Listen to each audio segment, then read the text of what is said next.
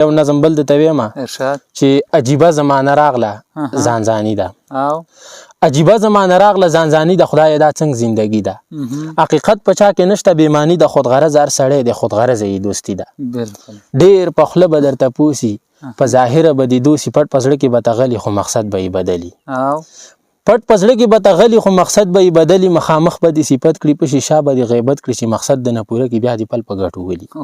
وخت هغه چې تېر کړی مشرانو، وخت هغه چې تېر کړی مشرانو، ښکلی وخت چې ښادي به چا کراله، خوشحالي به وه په ټولو ګاونډیانو. هر طرف به کېدې ډزې د ټوپکو، داسې نه ور سړی د ننګه ډکو. په ښادۍ به د یو بل خوشحالېدل، خپل خپلوان به یې د لرې نه راتلل.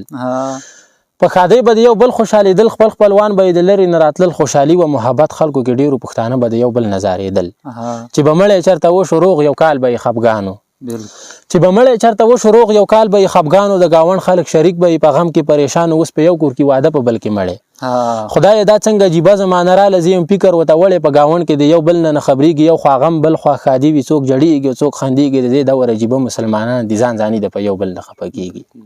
د دې دور عجیبه مسلمانان دي ځانځاني ده، په یو بل نه خفه کېږي. دا منم چې هر سړي کې محبت دی، پروت په زړه کې د یو بل نه نفرت دی. پخواني خلک کار څنګه او ښه اوسنو خلکو نه تللی ننګ غیرت دی. چې اعتبار په چا ونه کړي قاسم خانه، شروع شوی سراسر منافقت دی.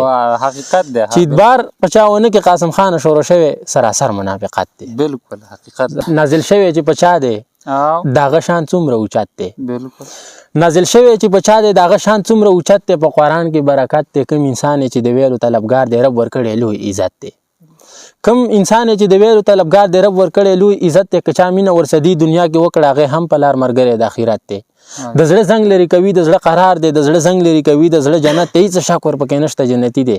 چا چې کړی د زړه نه محبت دی. هیڅ شک ورپکې نشته، جنتي دی. چا چې کړی د زړه نه محبت دی. دا زه نه ویم، دا اقرار کړی هغه دی چې ښکاری په تمام جهان قدرت دی.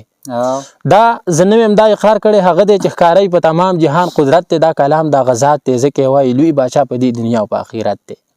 ښه غوږ کېږده، د قاسم مومن شعر واوره. د قاسم په شاعرۍ کې نصیحت دی. واه جهاد دی.